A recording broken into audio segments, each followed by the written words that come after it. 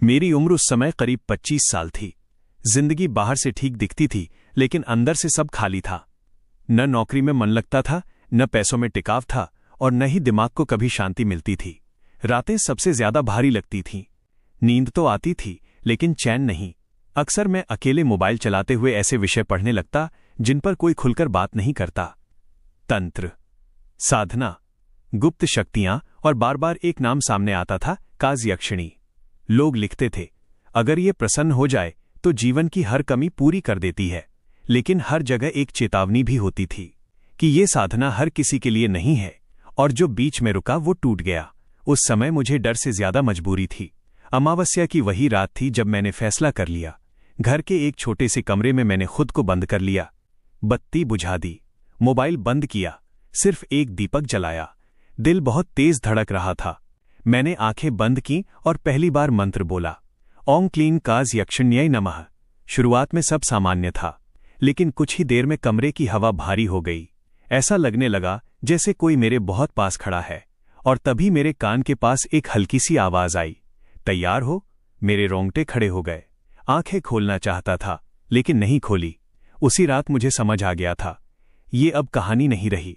अगली रात मंत्र जल्दी जमने लगा। अचानक एक स्त्री की आवाज सीधे दिमाग में गूंजी। डरो मत। आवाज साफ थी, शांत थी। मुझे लगा जैसे किसी ने मेरे कंधों पर हाथ रख दिया हो। शरीर कांप रहा था, लेकिन मन अजीब तरह से शांत था। उस रात मैंने सपना देखा, एक अंधेरी जगह और सामने एक धुंधली स्त्री आकृति। उसने बस इतना कहा, अभी बहुत दूर जाना है। तीसरी और चौथी रात सब बदल चुकी थी। अब वो सिर्फ महसूस नहीं होती थी, वो बात भी करती थी। उसने साफ कहा, नाम से मत पुकारो, नाम बंधन बन जाता है। उसने नियम बताए, झूठ नहीं, क्रोध नहीं, और किसी को कुछ नहीं बताना। और फिर चेतावनी दी, अगर नियम टूटा तो परिणाम आएगा। उसी रात मेरे माथे पर जलन हुई। सुबह आईने में देखा तो हल्का सा लाल निशान था। दिन में लोगों का व्यवहार बदलने लगा। जो मुझे नहीं पूछते थे वे इज्जत से बात करने लगे। एक बार गुस्से में मैंने किसी की आंखों में देखा। वो आदमी अचानक चुप हो गया।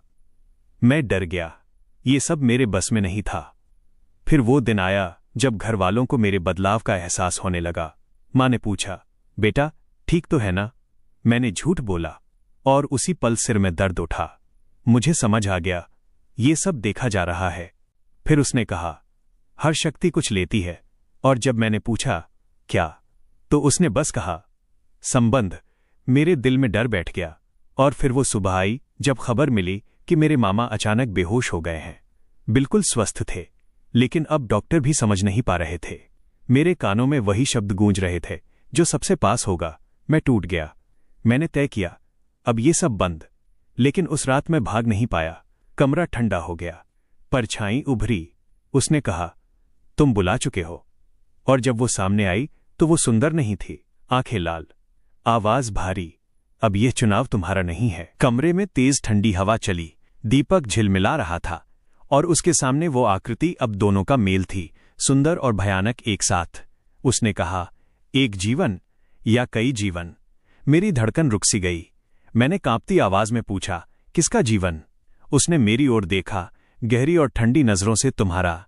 मेरे शरीर में हलचल हुई, और उसी क्षण मुझे समझ आया, जो मैंने मांगा था उसकी कीमत बहुत भारी थी।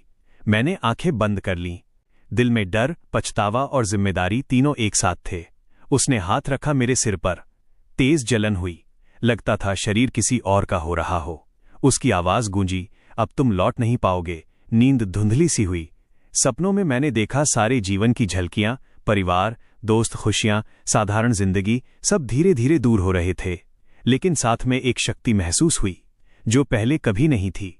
शरीर पर नियंत्रण, दिमाग की धार, और सबसे बड़ा जो महसूस नहीं किया जा सकता, वो अनुभव। सुबह जब आंख खुली तो मैं उसी कमरे में था। दीपक बुझा हुआ, लेकिन फोन बजा। अस्पताल से कॉल थी, आपके मामा को होश आ गया है। मेरे हाथ कांप रहे थे। सारा डर और थकान एक साथ बह गई। डॉक्टर हैरान थे, मामा स्वस्थ थे, पर मैं जान गया ये सब सिर्फ मेरी साधना का असर था। घर लौटते समय मैंने आईने में देखा, चेहरा वही था, लेकिन आंखों में अब गहराई थी, कुछ ऐसा जो पहले नहीं था। रात के सन्नाटे में वो फिर आवाज आई, अब तुम अकेले नहीं हो। डर नहीं लगा, बस भारीपन था, एक जिम्मेदारी, एक बोझ जो हमेशा मेरे साथ रहेगा। अब मैं सामान्य लोगों जैसा नहीं रहा। कुछ बातें बिना पूछे जान जाता हूं, कुछ खतरे पहले ही महसूस हो जाते हैं, लेकिन हंस नहीं पाता, किसी के करीब नहीं जा पाता, दिल से जुड़ नहीं पाता। साधना ने मुझे शक्ति दी, लेकिन बदले में मुझे अलग कर दिया। कभी कभी रात के सन्नाटे में वही आवाज कहती है, याद रखना, जो ये सुन रहा है वो सिर्फ कहानी नहीं सुन रहा। हर साधना कहानी नहीं होती। मैं ये कहानी किसी को डराने के लिए नहीं लिख रहा। मैं बस ये कहना चाहता हूं, जो दिखता है वो सच नहीं, और जो सच है वो देखने लायक नहीं।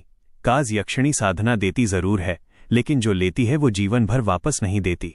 अंत अब मेरी जिंदगी सिर्फ मेरी नहीं रही। मेरा परिवार सुरक्षित है, लेकिन मैं हमेशा उस शक्ति और उसके परिणाम के साथ रहूंगा। जो इसे सुन रहा है, सावधान रहे।